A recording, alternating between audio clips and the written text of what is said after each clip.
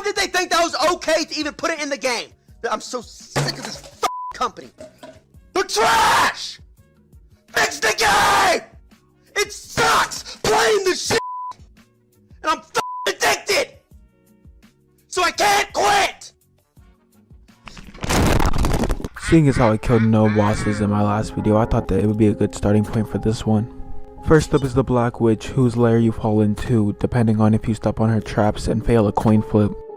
Next up is the Human Hydra. You don't even get nothing from this fight, and he barely even fights back. You just rip off the heads one by one, and they give you dialogue, pretty much in agony, telling you first a threat, then just begging you to stop up until the fight's over.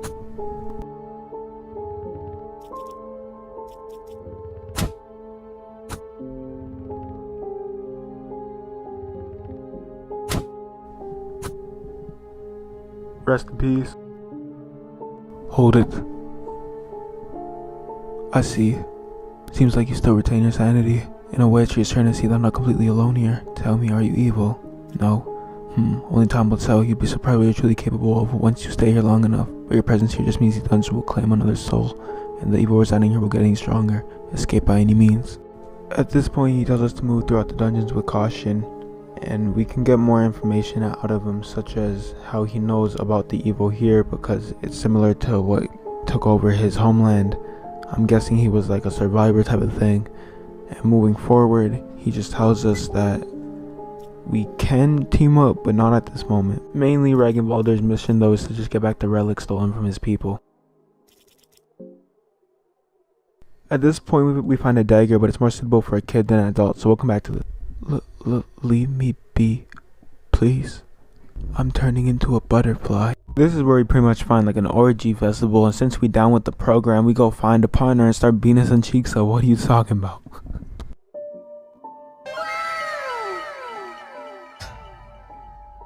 Going back to the front lady, we get the same dialogue about how the first one's free, so we shall be back. Moving along, I use an explosive vial to use a different route that I haven't seen before, and ultimately fight dogs behind the wall.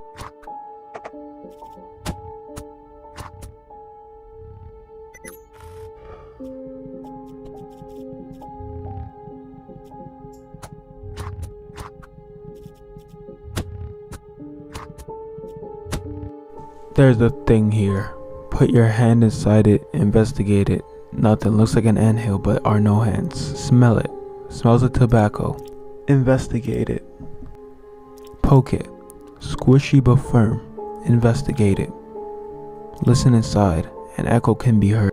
So heading into this tree thing, it brings us into the thicket. Into the thick of it! Into the thick of it! Just a bunch of vines covering up everything, which you make your way through. But I almost find like nothing off the bat. There's things like trapdoors, creatures I ain't even seen before that I gotta fight here. This place is kind of ridiculous, and yeah, I just keep on. No, what, y'all will see. Y'all will see.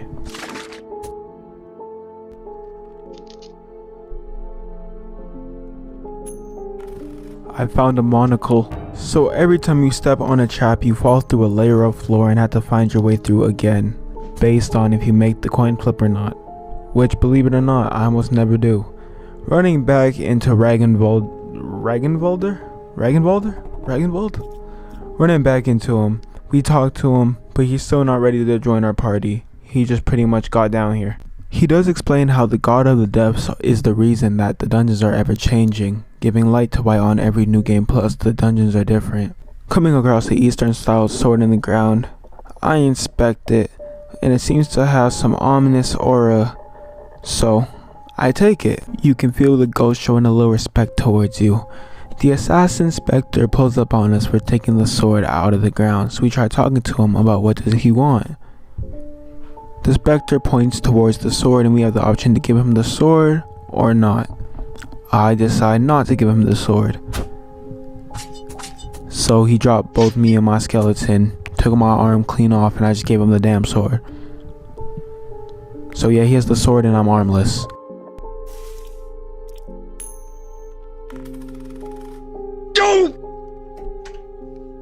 Going back to Ragnvaldr, a hollow shell of the person that we were when we first met him, we ask him to join the group one more time, to where he decides he's willing.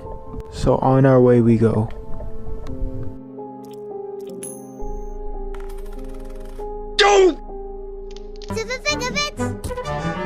Your ankle feels hurt from the fall.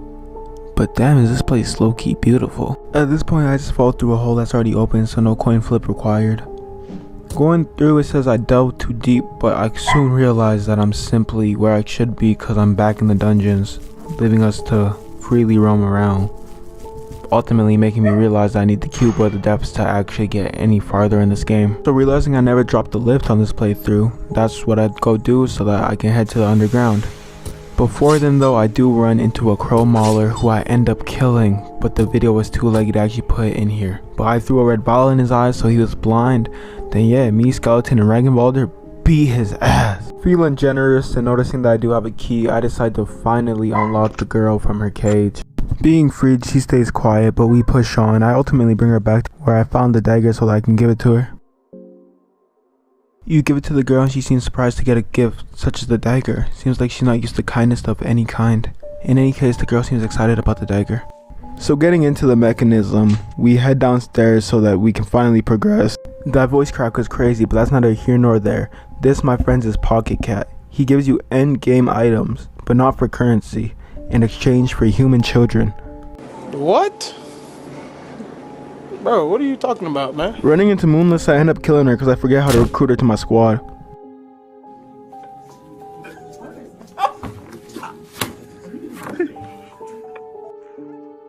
Who the fuck is that guy? After some more light exploration of the downstairs area, we end up finding the cave mother. The pretty much the thing that makes those little cave dweller thingies, the gnomes. She's a rather easy boss fight that leaves once she's injured and ends up coming back for round 2 when she's feeling a little better. So yeah, by the time that you head back to the lift, you are just put into the second boss fight with her approaching you and you're not able to escape.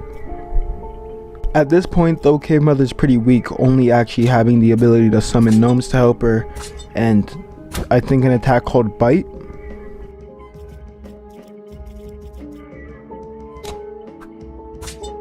Going in between her legs, we grab a yellow mucus covered egg.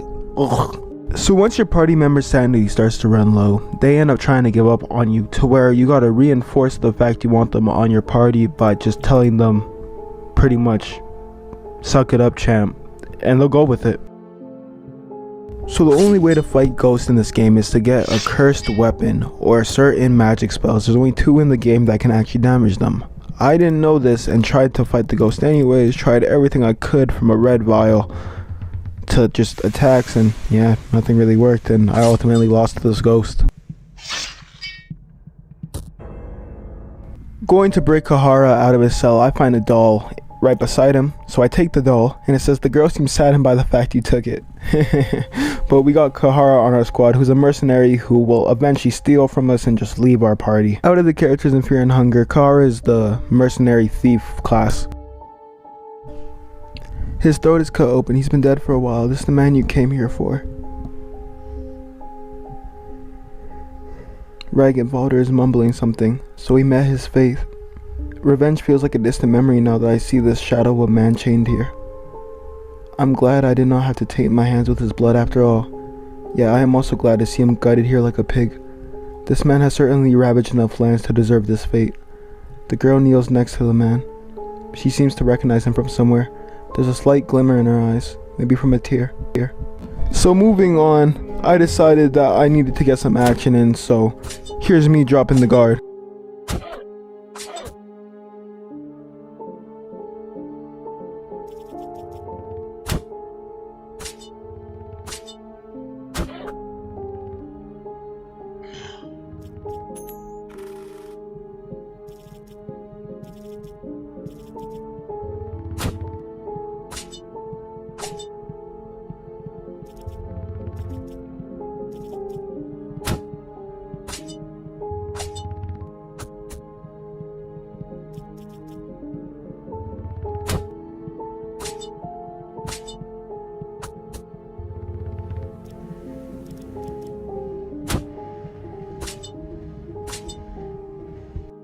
Right after the guard, we move into a night lurch.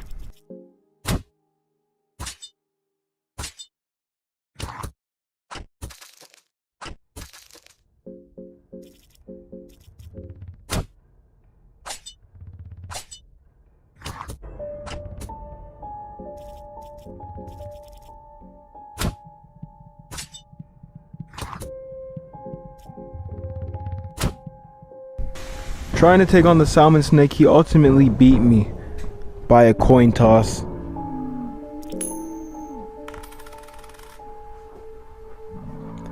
Salmon snake tries to snatch you with its tongue. You're grabbed by a sticky grasp. The salmon snake eats you whole. It has not teeth, but its jaws prove to be too strong for you. There is no hope. This time coming better equipped because the girl got one-shotted on me. I actually had a better chance.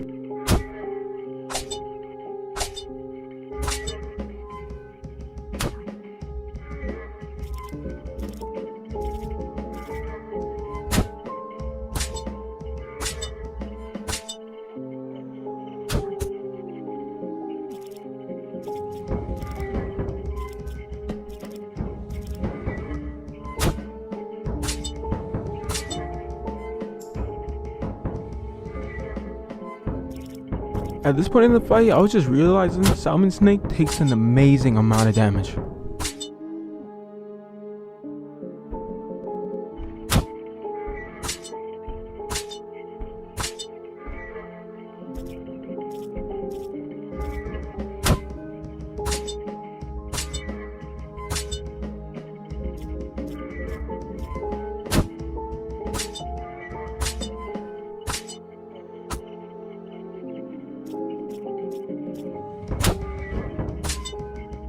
So, what you get for killing him is the stone crown, which makes the cave dwellers not kill you when you grab the cube of depths. But I already killed them, so it doesn't matter. Moving on, I wanted to get Nashra on my team, so I went through the little side quest of talking to them and getting the thing to bring to him.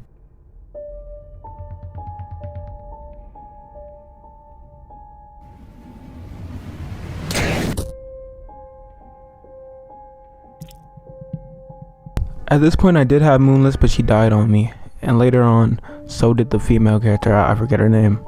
Not the girl, but like the older one, it doesn't matter. So trying to become more of a monstrosity than I already am, I try to show love to either of the characters, but for some reason they aren't consenting. Psh, beats me.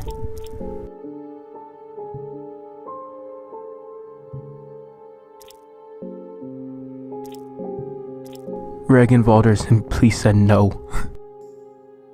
So realizing I need to get everyone's sanity off, I let the little girl smoke a little puff of the opium. Girl feels tranquil. There is a cave dweller child here just staring completely into the distance.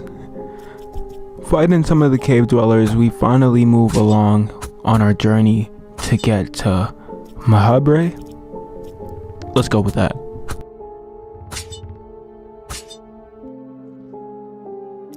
For once I looted a body and got a weapon. This, ladies and gentlemen, was what I've been searching for, the Cube of Depths. Ragnvalder. This is the God of the Depths. She loves those rejected and forsaken, as she herself is very different from the rest of the older gods. Well, hello, stranger. And hello, little one. What a pretty little face. The girl seems to be scared of Pocket Cat. I would trade you, little girl, for an item. We don't take the deal right now, but I did think about it. There is a pile of corpse and guts here. You have a bad feeling about this. Search. Beheaded wizard, who disturbs my sleep? Can't you see I have not retained my whole body? I need more fresh blood for my ritual. So Nashra's pretty much a god who's now just a head trying to get back his body. His origin don't matter too much. Moving along. If you talk to him and butter him up, glaze him enough, he'll eventually join your team, but not before pulling out a big monster on you that you have to acknowledge too. The monster really looks like he played a Yu-Gi-Oh! Trap card too.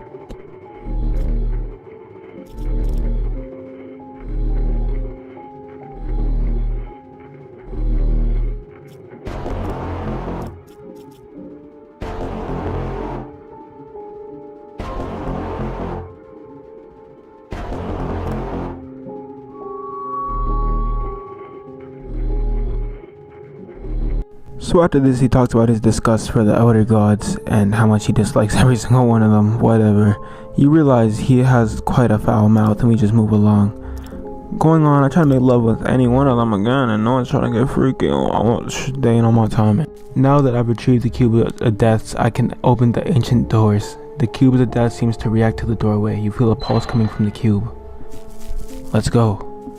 This area looks to be from a distant past, and just ancient statues all around the place.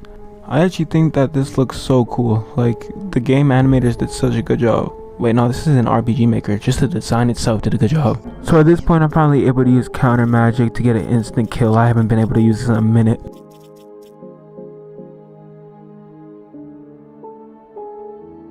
Goes in this cavern suggests its size is huge. So me and the Scooby-Doo crew explore. Regenwalde. I've never even heard about this place, but the architecture suggests that this place is ancient.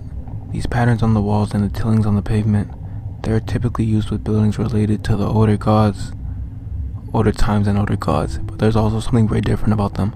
Like the patterns we've seen elsewhere had something lost in translation, like they were cheap copies of the real thing. Okay, pop off, you architect. The ancient corridors echo forgotten pain and misery.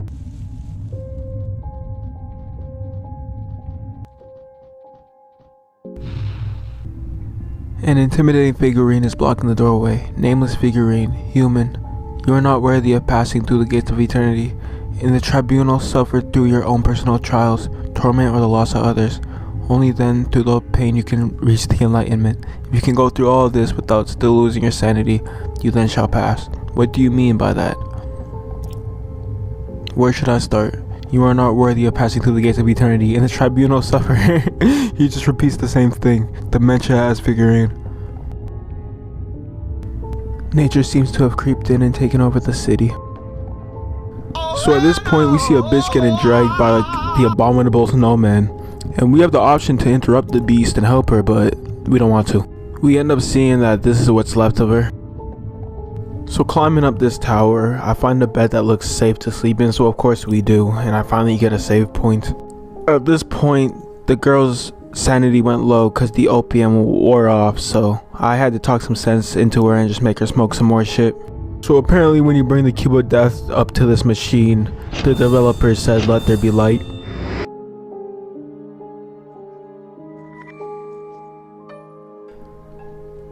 The lonely alleyways echo menace and terror from past age. At this point, we fight a uterus, which drops its embryo right in the middle of the fight, and you have to take on both the uterus and the embryo.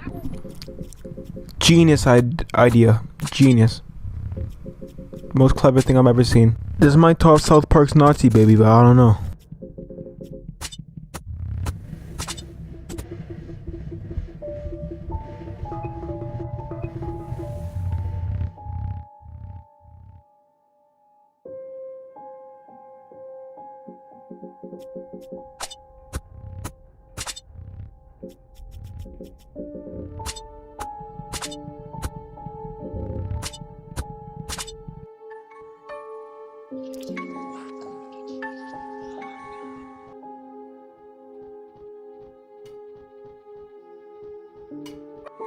So at this point, I lose sight of what I'm even supposed to be doing and just start to backtrack my steps.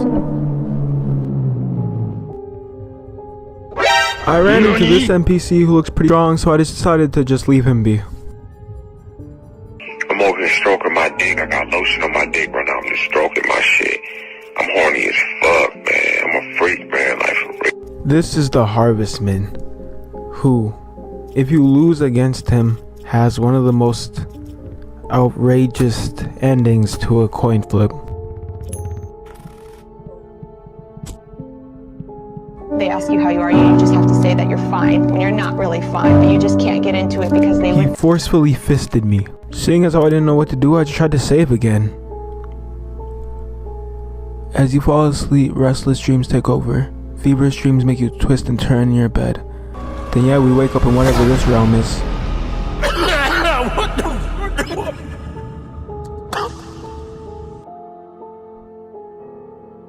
So making our way through the city, we stumble across Kahara's backstory. Celeste, you're still at this job with the little one on the way and all? Yeah.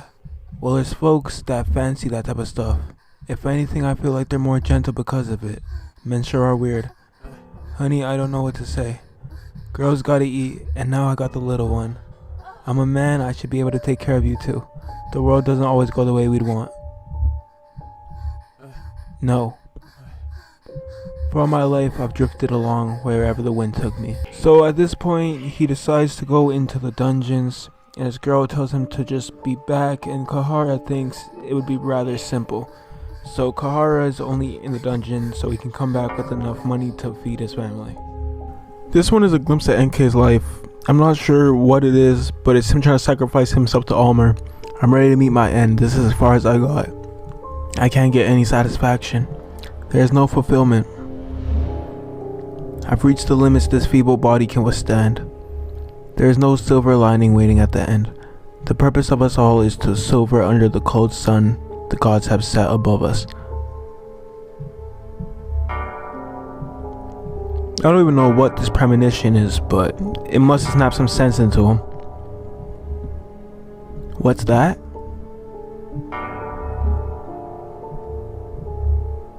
These visions. I see. I understand.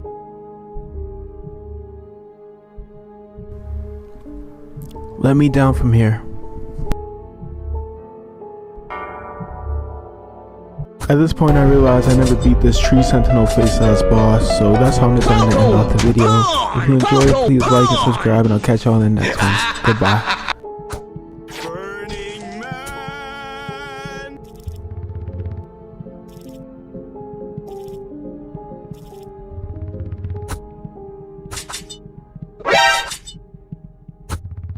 Burning Man.